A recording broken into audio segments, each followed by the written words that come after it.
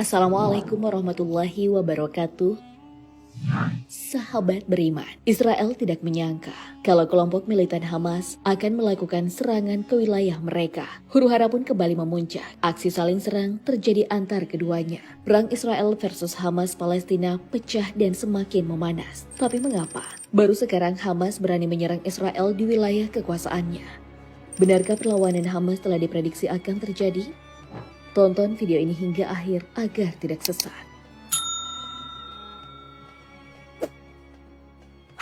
Sudah berpuluh-puluh tahun, warga Palestina ditindas dan dibombardir oleh pasukan Israel. Tak terhitung nyawa dan bangunan yang menjadi korban. Dunia seolah menutup mata akan semua yang terjadi di Palestina. Karena sudah geram dengan ketidakadilan tersebut, kelompok militan Hamas Palestina untuk pertama kalinya melakukan serangan di wilayah Israel. Sabtu, 7 Oktober 2023 menjadi mimpi buruk bagi Israel. Karena kelompok bersenjata Hamas Palestina menyerang di sepanjang perbatasan Gaza, Israel. Tak hanya warga Israel, serangan Hamas juga mengejutkan warga Palestina.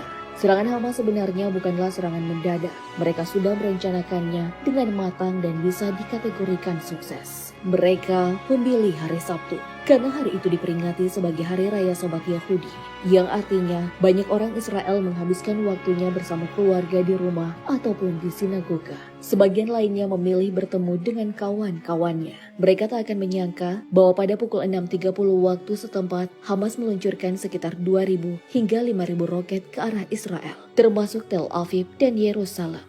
Hamas menghujani Israel dengan rudal tiruan dari rudal balistik Pate-110 buatan Iran yang dapat membawa hulu ledak hingga 500 kg. Sebuah rudal menghantam bangunan rumah sakit di Ashkelon. Asap kemudian mengempul dan warga Israel berlindung di balik bangunan ketika sirine berbunyi. Mereka menembakkan ribuan roket untuk mengalihkan perhatian tentara Israel agar pasukan Hamas bisa menerobos perbatasan, dan benar saja, pukul 7.40 mereka sudah memasuki daerah Israel. Lalu ada pagar besi perbatasan berhasil dijebol dengan batuan bom dan bulldozer. Saat pagar terbuka, ratusan orang Palestina ramai-ramai memasuki wilayah Israel. Kemudian ada 5 sepeda motor yang masing-masing membawa 2 milisi yang bersenjatakan senapan melewati pagar kawat yang telah mereka lubangi sebelumnya.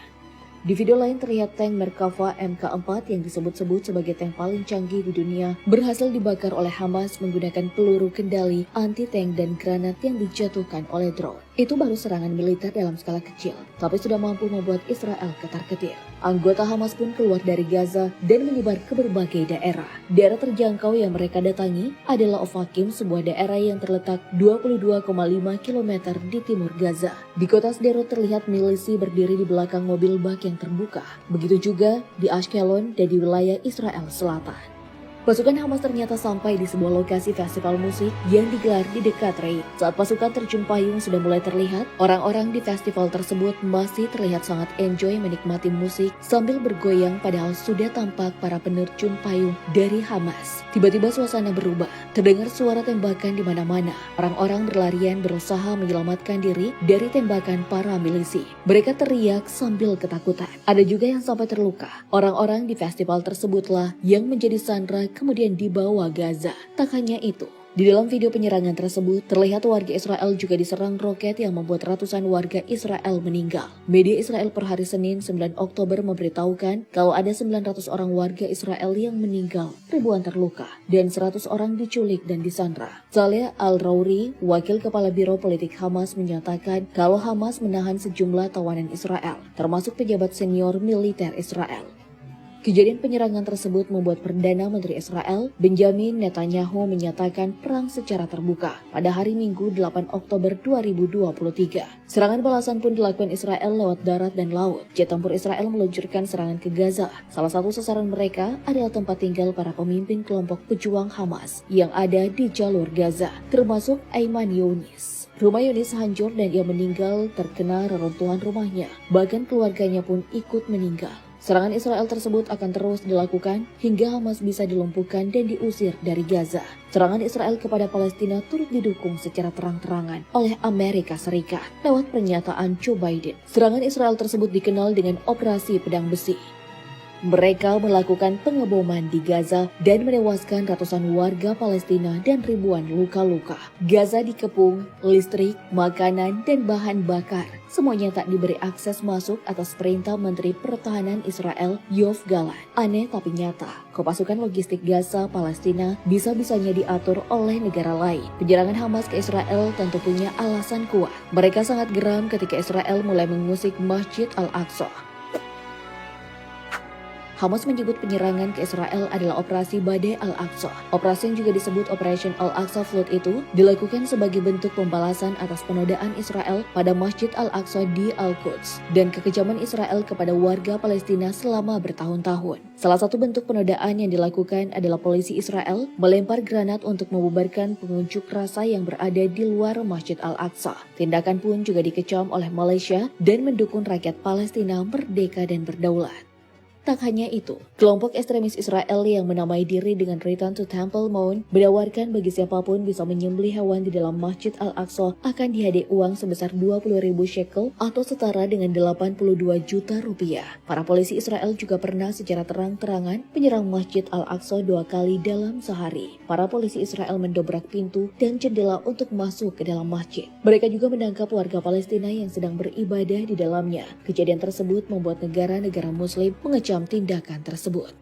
Juru bicara Hamas, Khalid Qadami, secara jelas meminta Israel berhenti melakukan aksi tidak manusiawinya. Ia berkata, kami ingin komunitas internasional menghentikan kekejaman di Gaza terhadap rakyat Palestina, tempat suci kami seperti Al-Aqsa. Semua hal inilah yang menjadi alasan dibalik dimulainya pertempuran ini. Hamas dan warga Palestina lainnya tidak akan menyerah mempertahankan tanah mereka, sebab mereka tahu bahwa Masjid Al-Aqsa Palestina adalah tanah yang diberkahi oleh Allah Subhanahu wa Ta'ala selain Mekah dan Madinah. Alasannya karena Allah Subhanahu wa Ta'ala mengutus sejumlah rasul untuk berdakwah dan menetap di tempat tersebut. Sebut saja Nabi Ibrahim, Nabi Ishak, Nabi Yakub, Nabi Musa, Nabi Daud, dan nabi-nabi lainnya. Dalam beberapa ayat Al-Quran, beberapa kali keberkahan mengarah pada negeri Palestina. Salah satunya diabadikan dalam surah Al-Isra ayat 1. Maha suci Allah yang telah memperjalankan hambanya pada malam hari dari Masjidil Haram ke Masjidil Aqsa yang telah kami berkahi sekelilingnya, agar kami perlihatkan kepadanya sebagai tanda-tanda kebesaran kami. Sesungguhnya Dia Maha mendengar lagi Maha melihat. Ibnu Abbas pun membenarkan kuasa kami berkahi sekelilingnya dalam ayat tersebut memang merujuk pada bumi Palestina dan Yordania. Begitu juga dengan tafsir Abul Qasim As-Suhaili dan Imam Ash-Shawqani. Begitu juga di dalam surah lain walaupun tidak secara terang-terangan disebutkan, tapi secara implisit mengarah ke Palestina. Dan telah kami tundukkan untuk Sulaiman angin yang sangat kencang tiupannya, yang berhembus dengan perintahnya ke negeri yang kami telah memberkatinya. Dan adalah kami maha mengetahui segala sesuatu. Al-Quran, Surah Al-Anbiya ayat 81.